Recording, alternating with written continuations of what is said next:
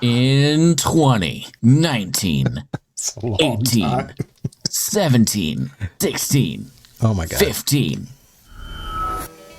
14, 13, 12, Yeah, it's 11, count. 10, 9, 8, 7, 6, 5, 4, everybody, 3. Welcome Welcome to the ITE podcast. The podcast. It's your favorite time of the week where Ben and Jacob talk about stuff. If you're here for the first time, Go back, listen to some other stuff. go back. This is going to be a train wreck probably. But thank you for listening. Thank you everybody that listens every week. I still, it's kind of weird to me though.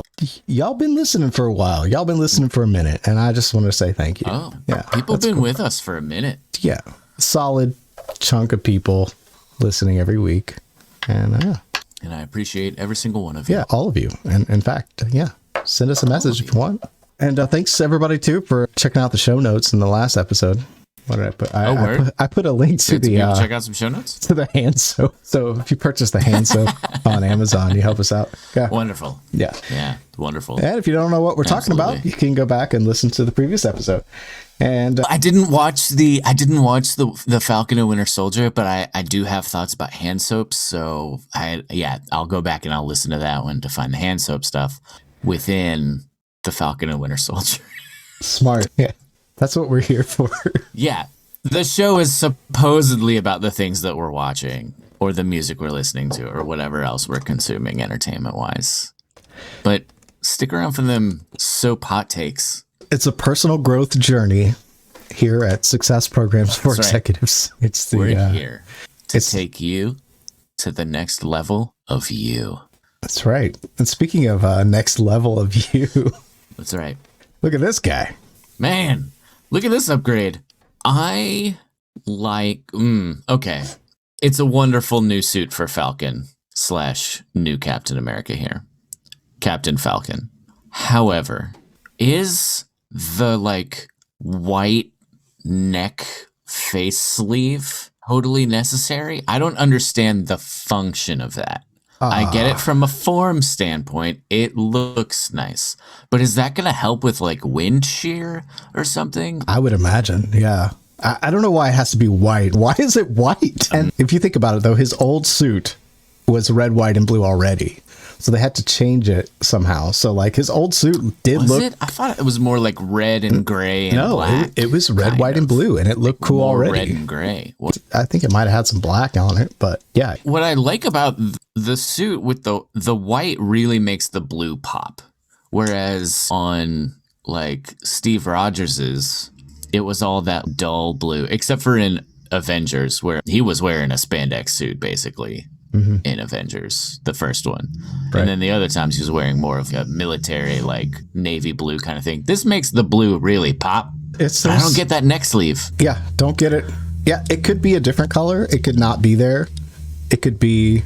I guess they didn't want to make it like a helmet Is it because then it would because- be like Iron Man. You know what I mean? Maybe it's just like a. Also, what kind of AI is he running in this, his little Red Wing situation? It's almost like full-blown Jarvis now. If he's able to hack into Oh Girl's cell phone while flying next to the helicopter to tell her, oh, hey, by the way, my fancy AI tells me that you know how to fly a helicopter, which, what are the odds that one of these diplomat people know how to fly a freaking helicopter? 100%. If you're That's- going to have a that's some scene where choice- you take out that's some the choice odds, man. pilot. Yeah. Maybe yep. We got lucky there. We got lucky on that one. Yeah. It's a high percentage. There are a high percentage Diplomats. of, Asian women pilots, apparently. Yeah. That are senators or whatever. I don't know. Yeah. It's just, The GRC. What are they made up of? Are they? yeah, except maybe for there's this some former girl. military. They were all white people except for this girl who is the one that's, it's just I see what they're doing here. You know what I mean? But most of it, all of the race driven angles, Okay. they also work as non-race driven angles. I went back and watched the entire series, and the scene where the police officer gets out of the car. Now, maybe they re-edited it after the hoopla about it. But when Bucky and the Falcon are in an argument, the scene where the police officer gets out of the car and says, hey, is this guy bothering you? It is actually Falcon who is waving his arms in the air at Bucky. So he is actually what looks like the instigator in that situation. Whereas before, I think there may have been a different edit, because this time I watched it, the scene seemed much shorter than when I watched it originally, which was really strange. So the first time it felt like so uncomfortable and weird, and this time it kind of just like blew right through. So I feel like they may have went back and edited, but I could just be talking out of my ass as well. So it didn't seem like so much of a racist police officer approach on the second watch. Okay. Which is, I know probably what they were going for, but like this time around, it looked like it could have been either or, which is interesting. I don't know why I'm tackling it this way, but I did want to say my whole view on the show has changed. And okay, instead of being so judgmental about the show, I've actually come around full circle, and like what they've attempted to do in this show with so many different characters, and all of them, every single character going through some kind of monumental change, is no small task. Like not a small feat for a film. Usually like one or two characters in a show will have a big transformation, but what they're trying to accomplish here is have every single character in the show have a transformation. And I think that's why it was so confusing for me at first, was like, who's the bad guy? You know what I mean? Like at the beginning, I was confused. I was like, okay, is Captain America's the bad guy? Okay. Carly Morgenthau's the bad guy. Okay. Zemo's the bad guy. Oh wait, no, he's like, it just, our point of view on every single character gets morphed as this series goes on. So watching it in bits over an hour a week really does the show a disservice. Like you really kind of have to do it all at once for it to make the most sense. So Marvel has been criticized for not having great villains that were very one-dimensional various points throughout. I feel like Thor the Dark World was probably the highest point for villain criticism, because what is Malekith? He just, I want to turn the whole world to darkness. No ifs, ands, or buts about it. So at some point there, I feel like there was a shift, and they gave Thanos a really multi-layered kind of viewpoint that felt at least honest for who he was as a character. And Killmonger in Black Panther, great villain, very in-depth. Like you see his motivations, you know why he's making the choices that he's making. So I feel like there's been an evolution of Marvel being like, oh, right, we got to put more time and energy into our villains. And that has turned into, like, with WandaVision and now this show, the idea that, like, villains aren't, like, is anyone a true villain? You know what I mean? Right. Like, they're not one-dimensionally bad. Like, they're not just bad. Yeah. Yeah. Everybody is just, like, coming at different things from different angles, and, like, their goals aren't lined up, but they're all trying to go from a general place of good. They mean good well. nature. Their intentions are, yes, for lack of a better word, like good intentions, or at least they think they have good intentions. Right. Yeah. Or at least, yeah, even Wanda, for her, let's say 15% villainy. I would say she's an outright villain. 30. I think since we were so inside of her head, like we really empathized with Wanda, but she really is the villain, like results wise. Yeah, I mean, what she did was not great. Yeah, not great. Yeah, yeah. If we're looking at the end result, yeah, definitely. Yeah, that show, this show, Infinity War, to a certain extent, I feel like their whole approach to good versus evil. I feel like we've been constantly looking for the big bad in this kind of, and maybe that dynamic has kind of ended, or at least until the next gigantic, set piece kind of show. But was it Civil War that kind of started this?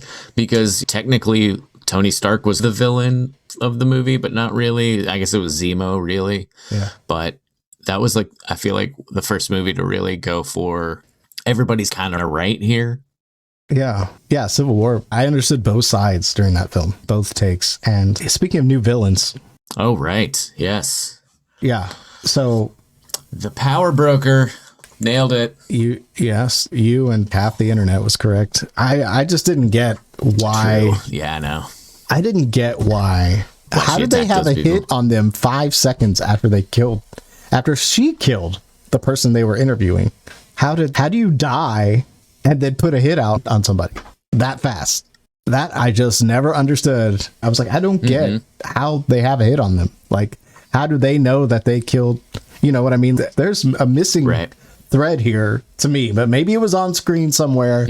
Maybe somebody made a phone call, but I just didn't see it or get it. And the entire time I thought it was the power broker, because that was the only thing that made sense. Like, they said the power broker doesn't want you here earlier in the episode. So I was like, maybe it must be the power broker, because otherwise it doesn't make any sense. How do you put a hit on somebody after you just got your brains blown out?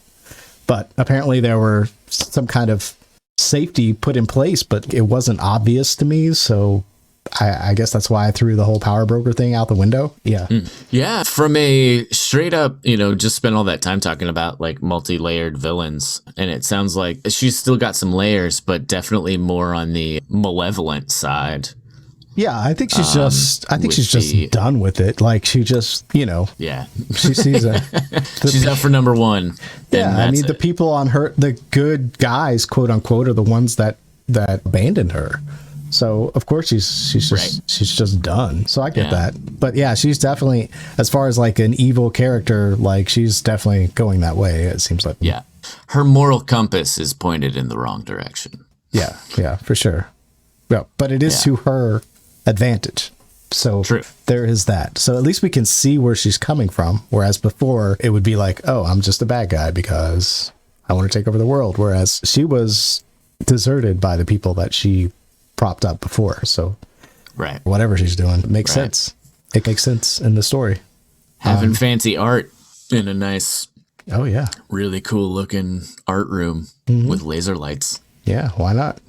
Why not? Power broker. I just don't know that would be like an efficient workspace. If I don't know, it's like art/nightclub vibe. I don't know that I can get my work done in that kind of environment. It would be hard. That's why at the success programs for executives, you only stare at a chalkboard and 4 white walls. And daylight. We need daylight. You got to have a window. Yeah. It's imperative that you get your vitamin D. A tenet of success programs for executives. If you don't have windows, then the lasers will shoot out the window and give you away. That's right. Yeah. What are we talking about? Am I even speaking English? I feel like I'm mumbling a little bit today. Yeah, you're doing great. Boots and pants. What am I looking for? What else we got? What else happened in this episode? What crap? The structure of this episode, we went right into, it just went straight into war. Punching time. Like, it was all in the setup. Did he fly from like Louisiana all the way up to New York with his wings? Like, then you do need that like neck scarf, because that's gonna be cold. Like, how many bugs died on his goggles? Yeah, how many bugs did you swallow? How many I got bugs all up in my teeth. Look, I want to fight you, but can I gargle first? There was a rainstorm in Virginia. I had to go around that, so that added 20 minutes. Also, what's this jet thing fueled on? Vibranium. It's purple. It's a new record label we're starting, fueled by purple. It's got that purple, so it just goes, man. Here's the biggest question I have, though. If Bucky asked the Wakandans to make him a new suit, and it was not red, white, and blue, and it was just a Falcon suit, would he have then just decided to be the Falcon? The suit is part of Bucky's nudge for taking up the name Captain America. I think we now know that Bucky and Steve had the conversation of Sam should have the shield, Sam should be Captain America going forward. This is Bucky just nudging him a little bit in that direction. Just one more nudge. Yeah, but what I'm saying is, if you're struggling, if you're struggling with this and you're like, you get this thing in the mail and it's not the Captain America suit. I also think by that point, if Bucky was like, here's the suit, and it doesn't have any like it's Captain America, it's just straight up Falcon suit, I think he still calls himself Captain America. Or at least I've got the shield now. Plus, like, at the end of the day, what is Captain America? It's not an official title. It is. Steve wasn't a product of, it was when Steve was in, but basically I would say from the time S.H.I.E.L.D. went down, from that point forward, it was an independent contractor. It's Captain America LLC. and he and Sam's the new owner or operator of Captain my America point LLC. is, what's the more powerful A story? subsidiary of Avengers Corp. This is my question. What is the more powerful story? A black guy realizing that he is good enough to be a hero and embracing who he is, and then taking on a name of somebody else, or a black guy realizing he's capable of who he is and just embracing the name of who he is already. I think it's more powerful for him to put on the suit, say, this is who I am, and also say, I can be a representative for everyone. I can do that. And that's part of what Steve did. So I can do that too. So I think I think there's a certain amount of self-actualization that he had to go through to make that connection. Yeah. No, I get it. Yeah. I wonder, because if you're really becoming the best version of who you are, why are you adopting another thing that is previously propped up by, as they like to say in this episode, blonde hair, blue eyes person? So, right. Are you doing a disservice? No, because I think he can be a greater symbol for more people that way. Yeah. No, I get, like, I can't, like I said, I came full circle on this. Like, I went from being like a bit critical of the series to, okay, all right. And it may be like really janky in places. Some of the powers weren't even, like, throughout the episode. Like, at one point, Bucky punched through a steel beam, like, with no effort. And then later on, he couldn't open the door to the truck very easily. So, like, it's not, the powers are just not evenly shown throughout the show. There needs to be somebody there that's, okay, this is how strong he is, and then so this would happen, or this couldn't happen, or this could happen. Like, it just wasn't even. And like the way that at the beginning in the first episode, you had a flag smasher who was super strong. I think it might have been Carly, who kicked that guy in the head, and for whatever reason he didn't die, but like she could throw the other guy across the room with one kick or whatever. It's just not evenly distributed for the sake of telling the story. Yeah. I think it's also, there's, like with anything, you can apply X amount of force based off of, I think her basically destroying Battlestar was for me a point of escalation. It wasn't that she's always fighting with, or they're always fighting with X amount of strength. I think it's that they're holding back because deep down they know they're not trying to just murder everybody. Yeah, but then at the same time they just bombed that building. Yeah, I don't understand the bombing of a building. Like they really, as an organization, they're not on the same page, and they're not on the same page with themselves. It's like they keep going back and forth. You know? Yeah. Carly was not on the same page as the rest of them, and you could see that rift growing. There was that whole moment of like her being like one world, and all of them being like, what? Yeah, there was a second there where I thought they were going to turn on her. Oh yeah, definitely. Yeah. There were some like good like truth drops in here where like Isaiah mentioned to him like, hey, if they've been lying to us about history for the last 500 years. I thought that was interesting. Like, you don't hear that in a TV show every day, or at all, hardly. Right. You know, just bringing that up, I thought that was interesting. Mentioning that they built the country and all these kinds of things that like we really don't think about. So like it is tackling big racial issues in a way that really haven't been tackled before. Like those types of things aren't mentioned in pop culture in general. For them to just put a little Easter eggs in there for people, I think it's pretty ballsy actually. And this moment too, like this kind of teared me up a little bit. Yeah, I had forgotten that the official story on him is that he was dead. So, because I was like, why is he walking in there? That's gonna raise some red flags, man. Yeah, I don't want you getting put back in the lab, friend. Yeah, we are talking about Isaiah walking in on the statue. So yeah, I had forgotten that the official story was that he was dead. So I was like, oh yeah, so having a nice little like memorial, spot for him in the Captain America exhibit is a nice touch. Yeah, I thought that was a really nice moment. I thought, man, Carl Lumley, the guy who plays Isaiah, he's just a great actor, man. Everything he does is spot on, and he really carried a lot of emotional weight in his episodes. You can tell just from an acting perspective, I thought he did a fantastic job. Fantastic job. Another actor that really, the actors that shined the most for me are, one is Bucky. Man, like he goes from like just this angry person to like somebody with a kind of a kind heart there at the end. Like he's really helping out and all that kind of stuff. Like he's really, he changes so much, and there's emotional moments for him in the show. Like every character, like that's why I was so confused. Every character is going on a journey throughout the show, and right, that isn't done a lot in television. So I was just expecting more like static characters and maybe just one or two characters changing, but like everybody was morphing and changing. Right. And to keep up with it, I feel like you do need to kind of watch this closer together, like waiting a week and then watching it another week. It feels so disjointed, and some of the editing is a little disjointed as well. So it's not helping, but like they really did create a complex story with complex characters evolving over time and showing different sides of people to a degree that like I don't think we've seen in any Marvel show.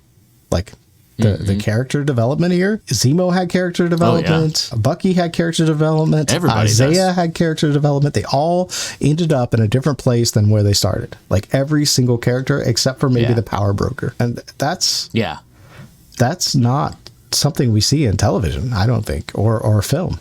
Like usually one or two characters go through some kind of transformation. And I think that's why the show was like hard for me to wrestle in my mind, because I was just like, I was leaving the character where they were in the last episode and not really processing that they were evolving and changing so much, which is what I think a big sticking point for me when I was watching this. I was like, this is so weird. Who's the bad guy? Who's what? Like, you know, even the bad guy was changing, like her mind. Carly was wishy-washy and everything. It's just like a more complex way of telling a story, and if you don't watch it all together or close together, like your brain like kind of forgets or just sticks people in one spot. So it was hard for me to catch just everybody evolving so much until I watched it all at once.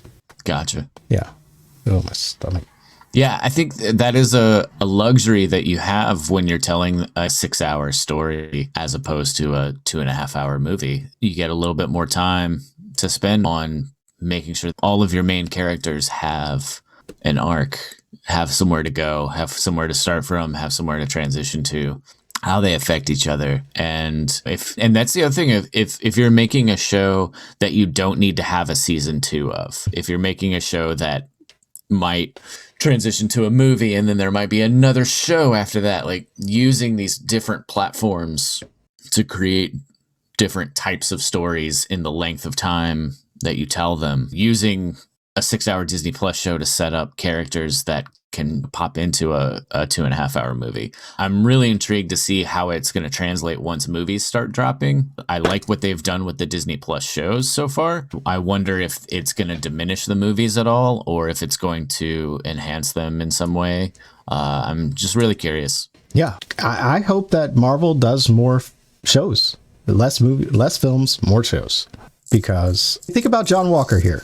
We hated him, like just by his face. In every way they shot this guy.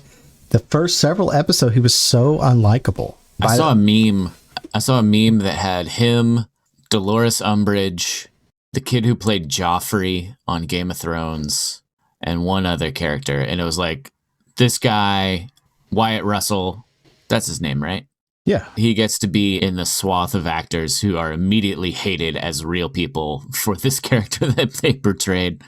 Because, I mean, the kid who played Joffrey on Game of Thrones quit acting because he was like, people hate me. But I do have to say that it may not be true for this character. That meme probably came out before this final episode. I feel like he really was redeemed. Oh, yeah. Fully redeemed? No, I don't know if he's fully redeemed, but I think he's... Yeah, I think enough to, especially if Carly Morgenthau could potentially come back from blowing 3 people up, then he had that moment where he could have worked his way toward redemption. He could have went after Carly. He didn't, and he went and saved those people on that truck. And to me, that's a huge moment. That's a huge moment for him. Like he's a different guy. He's trying to do the right thing. Like he's always been trying. Hopefully he can string together more of those moments. Yeah. But I'm just saying it works for me where I was like, this guy's not so bad. Like he really means well. And I completely understand why he wanted to murder a terrorist who just killed his friend or was associated with the group that killed his friend. Like that totally makes sense to me. Right. It's sucks that he did it in public and not the best look. And maybe he could have held back and just arrested the guy. But if any of us were in that situation, we would all be probably just as upset. You know what I mean? That's the sick part about it. You know, if our friend just got murdered by somebody and we had the ability to do something, we might have done something. I'm not saying I would. Hopefully I would do the right thing. But I'm sure you've been like seeing red before, you know, just so angry that it's just, you're not yourself. And I'm sure that's what he was experiencing at that moment. Try not to get that way. For me personally, I feel like I spend a lot of time on making sure that anger is just less a part of my vocabulary. But, you know, from where this character is, and then the whole idea of the serum, you know, amps everything up. And yeah, like it doesn't, I wouldn't call him 100% redeemed, but I would say he's on a path. I think there's a pathway for him to not be just like mired in villainy. The thing that I think remains to be seen is how much can he be manipulated by Julia Louis-Dreyfus and or any other sort of like outside force. Yeah, because they're obviously like kind of an evil organization from what I understand. There's some shade, but at the same time, they did want the same thing. Like she wanted Carly's people taken out. Like she said that at the end. Did I organize this? Or was it just the butler, Zemo's butler or whatever? That was awesome. Oh, is that who that was? Yeah. Is that who the old guy in the car was? It was the butler. Oh, okay. It was the butler in the SUV with the bomb. Yeah. They didn't blow up though, right? No, he blew them up. Got away, right? He murdered them. See, I thought they were on their way. I thought that was the other truck. that got blown up. No way to the prison. And he took them all out. That's why she said there'll be less paperwork. There'll be less stuff to paper to shred. Yeah. Yeah. See, I thought the one soldier being like one world as he like closed him up in the truck, I thought that it was a way for them to get away, kind of a thing. Yeah, so Zemo did sneak out of the raft, correct? No, Zemo was in the raft, but somehow he had communicated with his... He escaped. No, he was in the raft. Oh, no, I'm saying... I thought at the end there was like... Yeah, he was somebody got like a phone call or something. He was listening to the news. He was listening to the news that they blew up the truck. So he was just happy. That's what it was showing. Like he knew his butler did the deed because of the radio he was listening to. Yeah. Okay. Yeah, it was just like he right. I'm gonna have to rewatch that because I thought it was a shell game with the trucks. Yeah, I would actually recommend watching the entire show again. Okay. I was way more entertained this time, and everything, I was able to follow all of the threads a lot better because there's really a lot going on. And like I said, every character changes and goes through a transformation. So it's a lot for one show. I think it's maybe why the show isn't working for people, because they are not really keeping up with the changing of the characters so much, because that's honestly why it wasn't working for me. Maybe it is best suited for binging. Yeah, 100%. Yeah, watch it all in one day or 2 days so you can remember what happened. But yeah, for me, it really made a lot more sense watching it back to back. I'm like, oh, okay, these people are actually going through a process of changing. Like they're not being static. And I think that's why the show has so many issues, because people we're not used to seeing that. We're not used to seeing every single character change. That's a lot. That's asking a lot of a viewer, because we're not used to that in our lives, and we're not used to watching it on television, for sure. I think the show really has done something that no other show has done. Like no other show that I can think of has had this many individual character transformations in one show. In one 6-hour show, every character is in a different place than when they started. Yeah. To me, that's nuts. Like Bucky changed, the Falcon changed, this John Walker changed, like everybody, Isaiah changed. Everybody's point of view or where they're at, like changed. Every single character, every single main character, I should say. And two, watching it back too, it was really nice to see like John Walker's wife was like just super supportive. Like she was just a super supportive wife. That was cool. You don't see that in television that often. You usually see like a relationship splintering or breaking apart or what. Like she was just there. She was like a rock for him. And that was cool to see on screen. I just don't think that sort of behavior should be interpreted as weak or like, I think she's being really strong for him because he's gone through a ton, like a lot. And like her not just being like, I'm out, you murderer. She was just there for him. Like, I get it. Like that was that is a wife you want to have, I think. Like somebody that is just there for you no matter what. There's something to be said for just military spouses in general. Like the people who sign up to be married to somebody who signed up to be in the military. Yeah. Like all of those people deserve medals, man. Because like your spouse is gone, what, like 90% of the time sometimes, or like they go away for 2 years or a year. They do 9 months in the desert. They come back. They're a different person. Sometimes they don't come back. Right. Yeah. Yeah. All the PTSD stuff, like military spouses deserve a bunch. Yeah. So having a nice representative of that on TV, that's nice. It was refreshing to see like a positive spousal situation on television. Yeah. I feel like there's a lot of that missing. Yeah. I was just taken aback by like just the amount of complex storytelling. Did they missed the bar a few times? The pimp thing could have been maybe something else. Like, were there a few? Can't all be winners. Yeah, a few misses. Yeah, some things that weren't the best. Yeah. Not every show's going to be perfect. I thought while the speech that Sam gives at the end to all the GRC folks is, I get, it's supposed to be uplifting and reset the tone and show that he can like dive into this complex conversation. I just don't think that conversation is going to happen in the middle of like a New York City street, and that's gonna like change anybody's minds. If they cut to a month later, he's testifying in front of the GRC and is like, let me break it down, this, that, the other thing, I think that would have been a little bit more realistic than him being like, look, I just saved your all's butts, but we all need to like take a minute. I get for the storytelling standpoint that it makes sense to tell it in that way. Yeah, I think he just felt pressure from being filmed. Like he was being filmed, so he probably felt like he had to say something. And I guess what it comes down to me is, do I believe a senator would change their mind ever? Probably not. Yeah, but after watching people die, if you at least assign that there's like a little bit of humanity in them, if there's just the tiniest bit and they see the dead body come out, I think that's the point of that. That's why he brought her down like that. And as much as it was a little bit cringe, it kind of made sense. And 67% of his speech was good. But there were some things he said that were dumb. Like, you can take out a forest with an email. What is he talking about? Like, you control the banks. Does she? Like, there were just some weird things that he said that were like, I don't know if that's true exactly. And then he says, I'm black and I'm wearing stars and stripes. So what don't I know? I don't know. I thought that was a little, what do you mean? Like, oh, how does that? I thought that moment was like a, hey, look, like, I realize that this is all complicated. Like, I'm in a complicated situation here.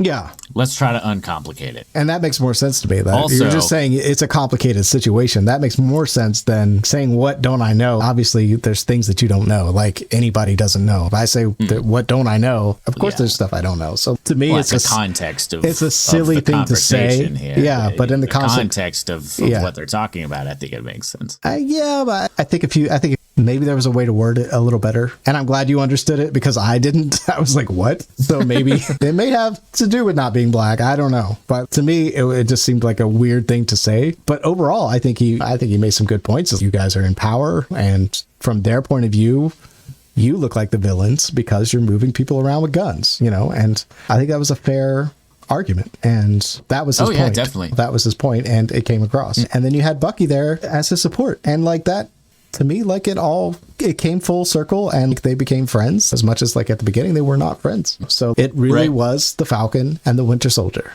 and Isaiah and a bunch of other people, the Power Broker and Carly, and it was like everybody had such a kind of involved story. So yeah, I really recommend going back and watching it all together. Where were you going? Two things. First, the Power Broker, Sharon, brought a gun to a super soldier fight like a smart person, and she was the one who brought down Carly because she brought a gun as a human with a frail human body. She brought a gun to a super soldier fight and didn't let that gun just she kept a distance so that gun couldn't get punched out of her hand. I would say, though, shooting the Frenchman, not the smartest thing. And also, Oh, right. Yeah, she killed Batroc, too. Now, also, they seemed a little hard on French people. Like, Falcon was talking to the guy like, you could probably get a baguette and some French fries. Like, why are they taking pokes at French people? Look, we don't. I honestly, like, what do you know about French people other than? I think, yeah, we just gotta get La bibliothèque. I don't. I give up. Okay, so the other thing that I wanted to bring up, it's been announced now that the showrunner for this show is currently writing Captain America 4, starring Sam Wilson as Captain America. What are your hopes for that movie? What do you think? I think I heard a rumor about that, or I wasn't sure that it was an actual fact or truth, if you will. And how do you think this is going to translate to a 2.5 to 3 hour, probably 2.5 hour format? I think it'll be fine. Completely necessary to have Bucky in it. Bucky was one of my favorite parts of the show. Every time there was a scene with Bucky, I was like, whoa, this guy, he can act. Like, he cried. He was angry. He showed so many sides of himself. Like, what a role. Like, this show is like such yeah. I genuinely felt terrible for him when he walked into dude's house to tell him that he killed his son. Yikes. Yeah. Like, that kind of stuff. Like, this is a dream role for an actor, being able to go all of those places. Yeah, I would want to see Bucky in it just because I became such a huge fan of his in the show. But like, if he's back in Wakanda for some reason training as White Wolf or whatever, I'm not. Yeah, no, that would be cool if he showed up in Black Panther too. I feel like that's a good move to have. Black Panther 2 is still happening. That's so weird. Yep, the strangest thing to me. I don't. Yep, I think it'll either. Oh no, I think they're gonna have that character die, and somebody else will take up the Black Panther. Like they could totally do it. Like totally have a CG Black Panther because in the first 5 minutes of the movie or something. Just show him not make it. Yeah, because there's so much of this movie or whatever this is show. Like there's scenes where Falcon is flying around and stuff. That's not real Falcon. Like that's digital Falcon. Like that's not real Sam 100%. Wilson.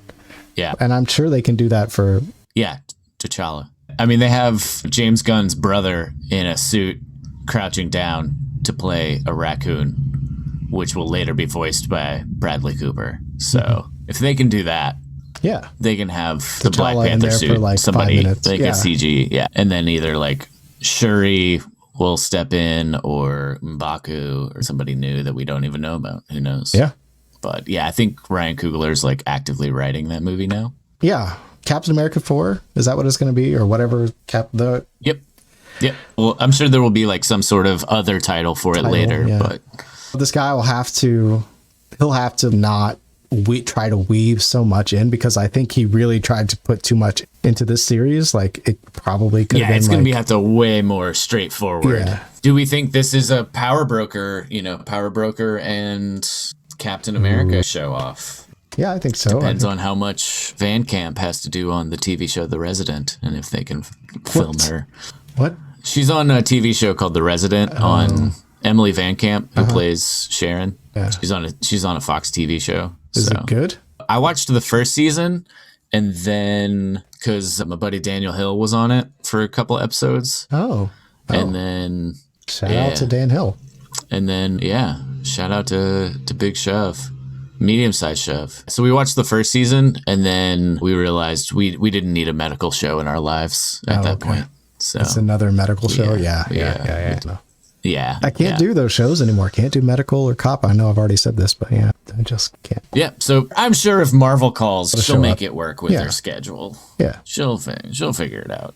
I don't know how they're going to do the big bad. She's just going to be the big bad, or what? Or maybe we're setting up for this gigantic whatever shadow company that Julia Louis-Dreyfus is part of, or maybe that's setting up for some other character to take down. Yeah. Or is U.S. Agent going to show back up? Yeah, it would logically make sense to be Captain America 4, I think. Right. And their whole shadow company seems to be well-meaning, even though it's just sketchy as F. So that's interesting. It could be Hydra. Yeah, but after what she said about killing the terrorists and all that kind of thing, like she seems to be on the side of the U.S., but not necessarily abiding by any laws, Yeah, I would put it probably more in the opportunistic than on any one side. I feel like That's more my of guess. the power broker is more that. True. Yeah. I'm sure it'll be interesting. I feel like this guy can write, like he just maybe try to cram a little bit too much in a short period of time. So hopefully he can streamline his story. And I'm excited for it. I'll watch it. I'm going to watch it.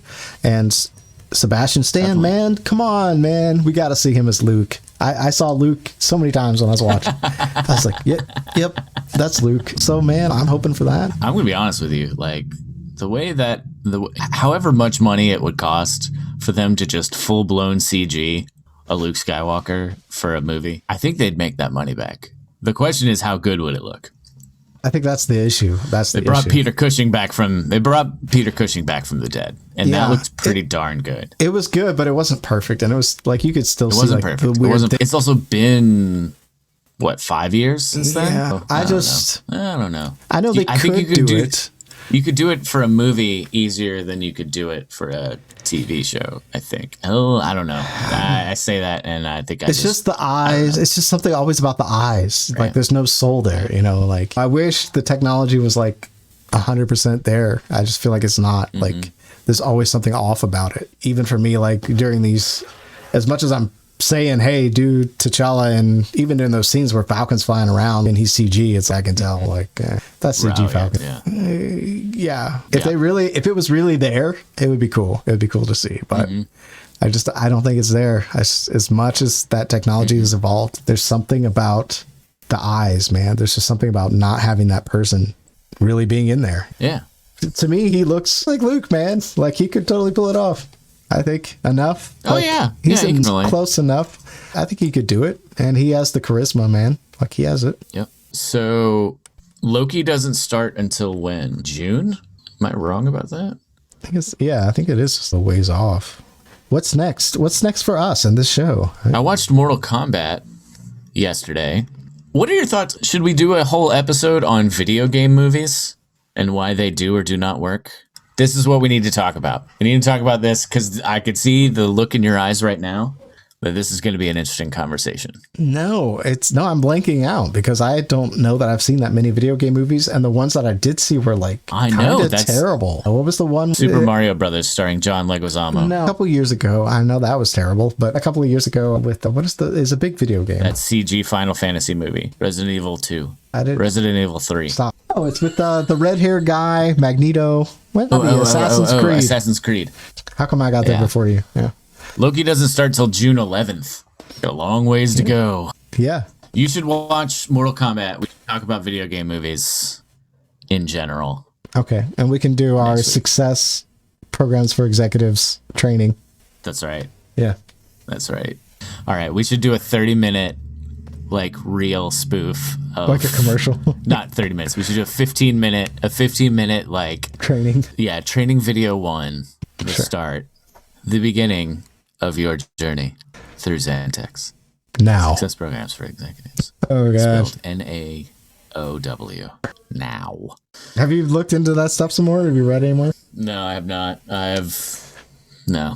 Powerful, man. Powerful shit. I keep trying to read the book. It's so hard to read. Like it's like they keep telling me stories about stuff. And it's like, no, I just want to read the actual what is the thing. Yeah. I've been thinking about that a bit because we were talking about maybe making a book.